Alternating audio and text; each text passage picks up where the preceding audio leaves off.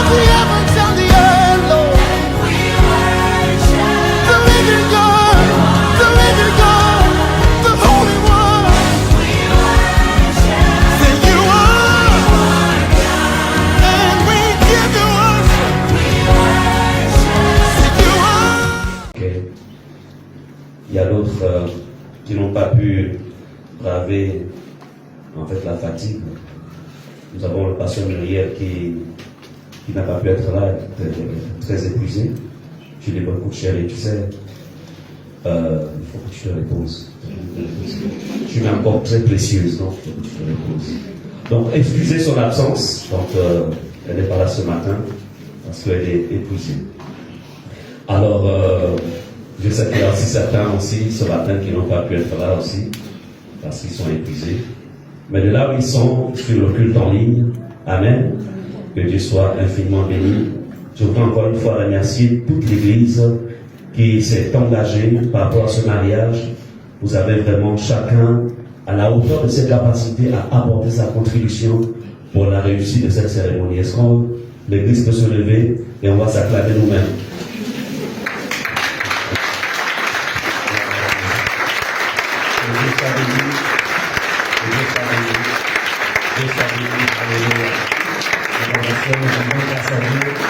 Pour l'ancienne Sarah qui a été la coordinatrice avec toute l'équipe autour d'elle. Amen. Alléluia. Yes. Yes. Alléluia. Donc, nous savons que des grands jours arrivent. Alléluia.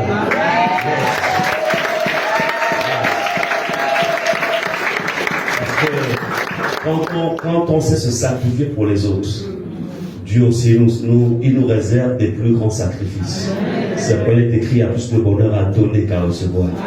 Mais quand notre tour pour recevoir arrive là, ça devient plus. Amen, amen, amen, amen. Alléluia.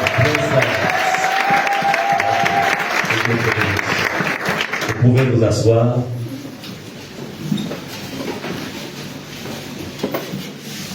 Bien-aimés, ce matin, je voudrais vivement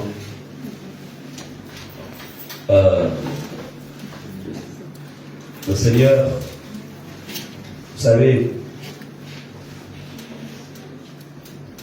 il vous est certainement arrivé de lire la parole de Dieu et de tomber sur des passages du style où Jésus, s'adressant à cette catégorie de chrétiens qui chassaient des démons, qui guérissaient des malades, qui prophétisaient,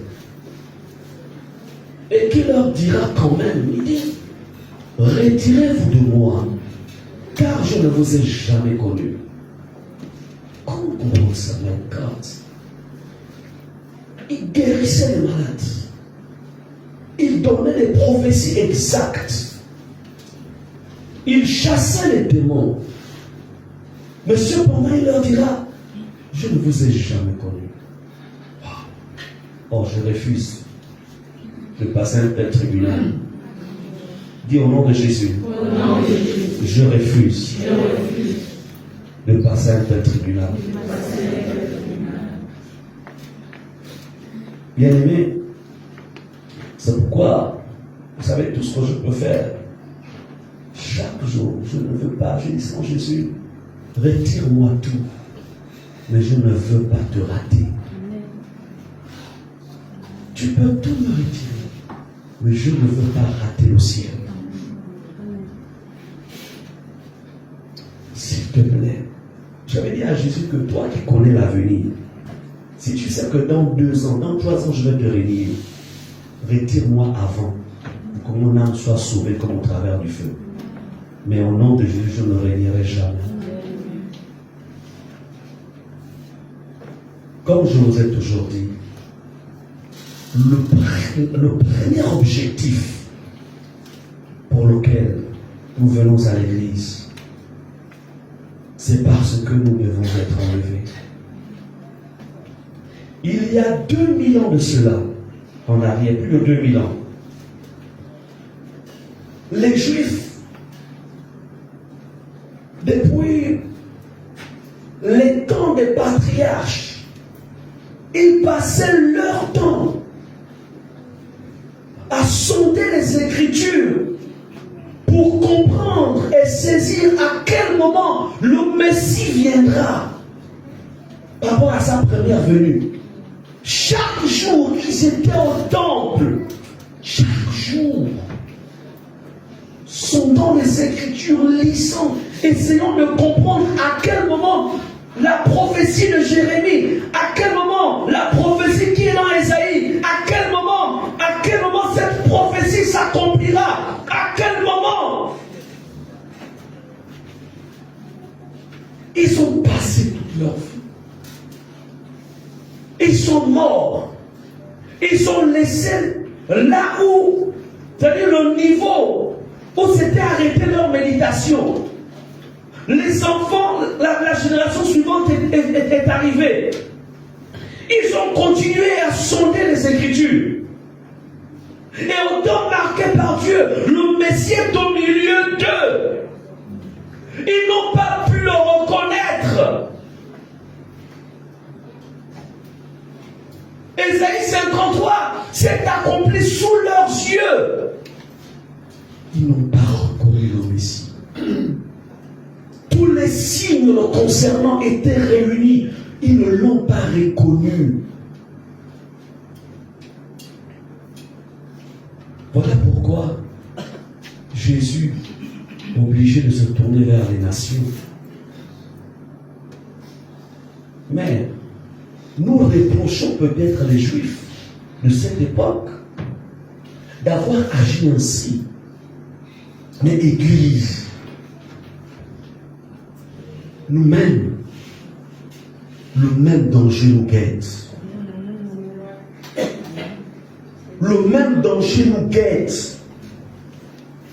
Mais cette fois-ci, ce danger sera pire que le précédent. Parce que le danger qui nous guette,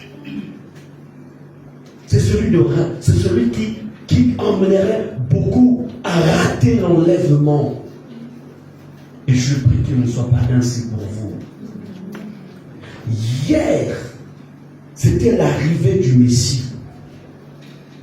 Mais aujourd'hui, c'est l'enlèvement de l'Église. L'enlèvement de l'Église. Quand Jésus a laissé le mandat, quand il a dit, allez prêcher la bonne nouvelle à toute la création, celui qui croira et qui sera baptisé sera sauvé. Quand il parle ainsi, c'est par rapport à l'enlèvement. Le second retour de Jésus. Mais là, son pied ne touchera pas le sol quand il viendra enlever l'Église. Il sera suspendu dans les airs et l'Église montera. Ce qui n'a rien à voir avec le temps de la guerre d'Armageddon, là où il descendra en Israël. Mais ce n'est pas à cette époque-là. Mais la question qu'on peut se poser, combien parmi l'Église, combien de personnes se préparent à cet enlèvement? Combien se préparent? Amen. C'est un événement qui va bouleverser la terre tout entière. Elle va bouleverser. Tous nos acquis, tout ce que nous avons, tout ce que nous construisons, tout ce que nous avons, ça va rester.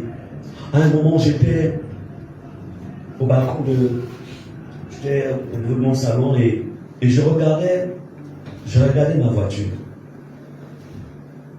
Et les semaines de sol, ça va rester quand je viendrai chercher l'Église. Si tu es prêt, tu laisseras ça, tu monteras. Je regardais l'environnement et il me dit, tu vois tout ça, ça va rester. Parce que la chair et le sang n'héritent pas le ciel. Vous comprenez cela?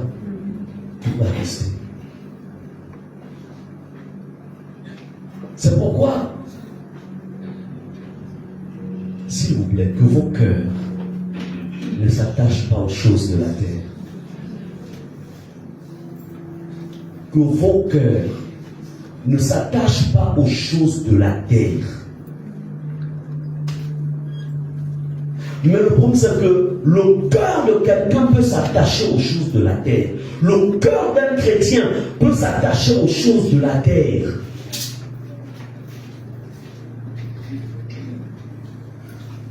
C'est pourquoi Jésus dit, remarquez, mais en ce qui concerne les biens de ce monde, toutes ces choses, vous seront dit toutes ces choses. Nous sommes là ce matin dans l'église. Si dans 5 minutes la trompette sonne, est-ce que tu vas monter? Là, nous sommes à l'église ce matin. Si la trompette sonne dans 5 minutes, qui va monter? Vous savez, cette histoire-là, ce n'est pas une histoire d'être, comment dirais-je, d'être supra-spirituel. Mais c'est une question,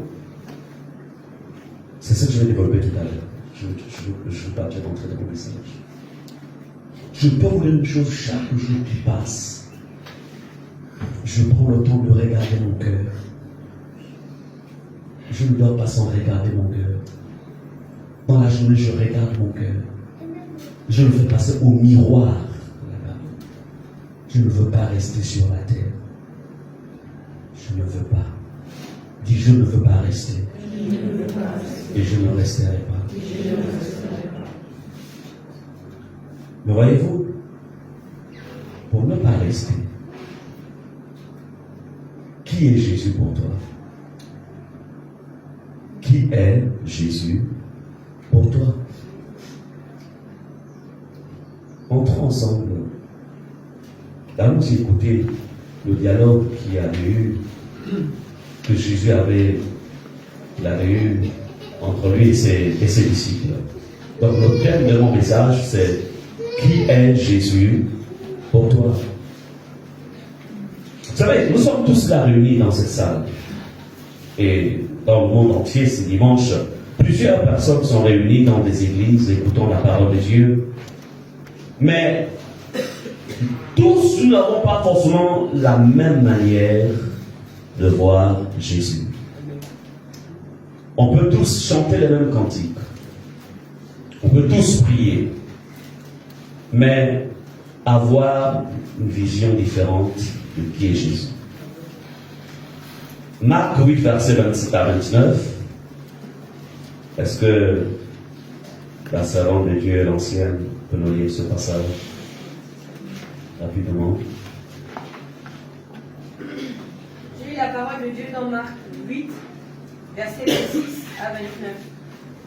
Alors Jésus leur envoya dans sa maison en disant, « N'entre pas au village. » Jésus s'en alla avec ses disciples dans les villages de Césarée, de Philippe, et il leur posa en chemin cette question.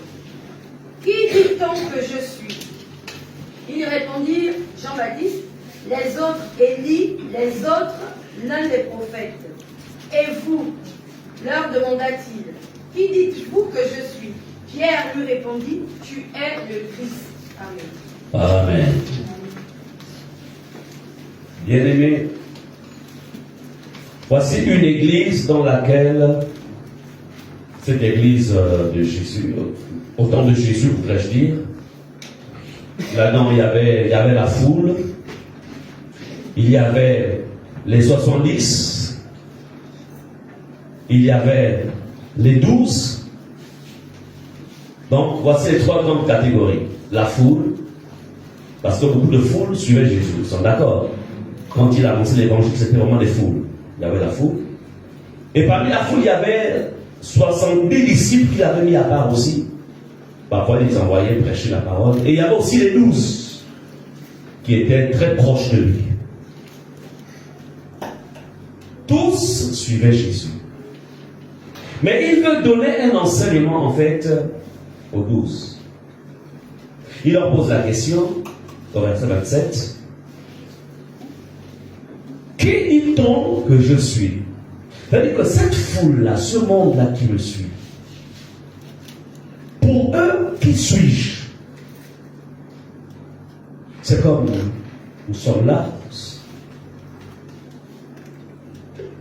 Alors, il pose la question, que dit chaque membre ici rassemblé? Que disent-ils que je suis? C'est-à-dire Jésus.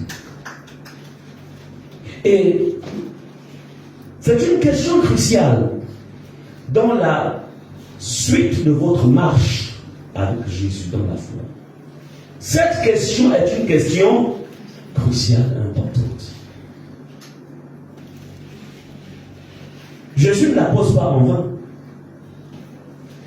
Mais il veut vérifier si chacun suit Jésus tout en ayant le véritable fondement. Si c'est un fondement qui peut amener les uns les autres à tenir ferme au-delà des vents, au-delà des tempêtes, au-delà des trahisons, au-delà des maladies, au-delà de toutes les péripéties de la vie. Pose la question. Qui dit-on que je suis? Au-delà des découragements. Ils répondirent, Satan pense que tu es Jean-Baptiste qui est revenu au milieu de nous. Ça commence. Donc, parmi les disciples, ils ont cru que Jésus était un fantôme. Parce que quand quelqu'un est mort, elle revient. Et quand la personne, on va dire que c'est un fantôme. Est-ce qu'on est d'accord? Non, ça c'est sûr que. Ou bien, si ce n'est pas un fantôme, il s'est réincarné. Quoique la réincarnation n'existe pas. Amen. Donc pour eux, Jésus là, c'est Jean-Baptiste. En fait, c'est l'ancêtre qui a pris son visage. C'est lui qui est là. Le fondement. Donc, ils voient Jésus prêcher la bonne nouvelle. Ils voient Jésus accomplir des miracles. Ils voient Jésus marcher de manière assez saine. Dans la saine doctrine. Mais pour eux, c'est Jean-Baptiste. Vous comprenez cela? Est-ce que c'est une bonne fondation? Non. Il est question ce matin de vérifier quelle est ta fondation. Alors, la suite nous dit, au verset, donc là nous sommes au verset 27, ou 28 plutôt, les autres Élie. Donc pour eux, les autres là pensent que Jésus, c'est le prophète Élie des temps anciens qui est revenu. Donc c'est juste un prophète. Mais qui a seulement pris notre visage. C'est Élie qui est revenu. Les autres, l'un des prophètes. Alors, écoutez ceci. Lorsqu'un chrétien, lorsqu'un croyant n'a pas la bonne vision de qui est le Jésus qu'il suit, sa foi sera une foi, en fait, faible. Faible. Voilà pourquoi vous remarquerez, il y a beaucoup de personnes qui abandonnent Jésus dans des temps d'épreuve, dans des temps difficiles. Lorsque ceux qu'ils attendent ne viennent pas, et de toute façon, je ne fais que prier, mais je ne vois rien dans ma vie.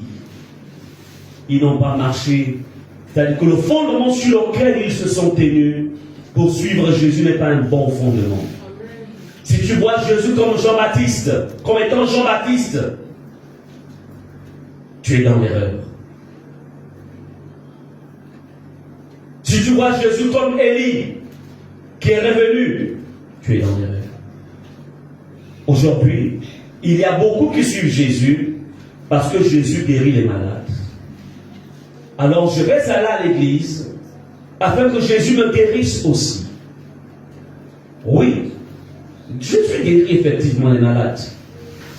Mais est-ce que je dois marcher avec Jésus sur la base d'une foi transactionnelle? Je vais commencer à effleurer cette pensée il n'y a pas longtemps. Une foi, qu'est-ce qu'on appelle une foi transactionnelle? C'est-à-dire, tant que je n'ai pas vu, ou tant que je ne vois plus ce que Jésus peut faire, je ne trouve pas mon intérêt à venir à l'église. Donc, ils disent, les autres disent que tu es Élie, ou l'un des prophètes. Donc au niveau de ma maison, les choses ne sont pas rentrées dans l'ordre. Je ne vois pas pourquoi je vais à l'église. Je ne vois pas pourquoi je vais être engagé dans un groupe dans l'église. Je ne vois pas pourquoi. Tant qu'au niveau de mon travail, les choses ne sont pas dans l'ordre. Écoute Seigneur, je vais d'abord rester à la maison parce que je ne trouve pas l'intérêt. Sur quelle base tu suis Jésus? Parce qu'il est Élie, parce que Élie faisait descendre le feu du ciel. Pour toi, qui est Jésus? Il faut se poser cette question. Pourquoi je suis Jésus? Pourquoi je marche avec Jésus? Pourquoi je m'attache à Jésus? Pourquoi dois-je venir à l'église? Pourquoi?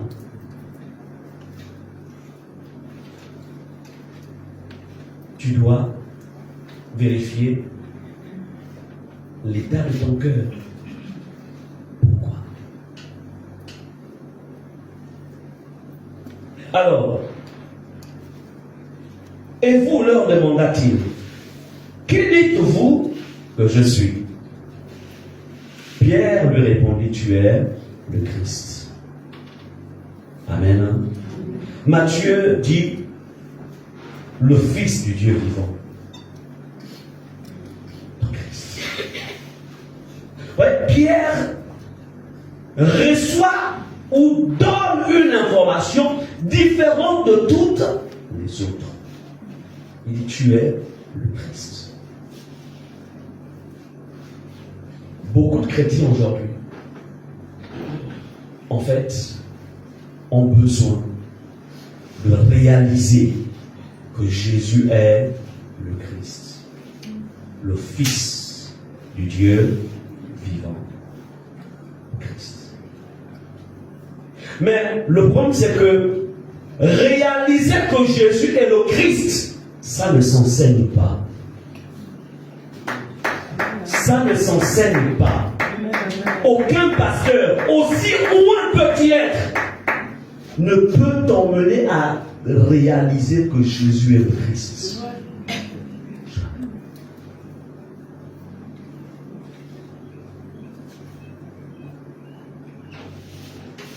Amen. Je sais où est-ce que je vais. Je vais en venir. Vous savez, dans la marche chrétienne, il y a des dimensions. Il y a des niveaux. Le premier niveau, le niveau primaire, on va t'enseigner. On t'enseigne. Un homme de Dieu, une femme de Dieu t'enseigne. Mais il n'y a que la parole de l'homme de Dieu. C'est-à-dire, Dieu passe par lui pour te donner un message. Mais à un niveau, ce qui va se passer, regardez un peu, surtout pour les mamans, on connaît très bien ça. Et pour les aînés qui ont eu beaucoup de petits frères comme moi, alors, pour les petites sœurs, bon, aujourd'hui on va dire maintenant les enfants, puisque je deviens, voilà. Vous voyez, un bébé, tant qu'il a encore, il a peut-être 1 mois, 2 mois, 3 mois, il est... En fait, tous ces mamans qui fait. Et puis il s'assoit, on commence à lui donner des purées. Et à un moment même, il va arracher la cuillère à la main, et que lui-même veut commencer à... Il ne répondra plus rien que du message de l'homme de Dieu.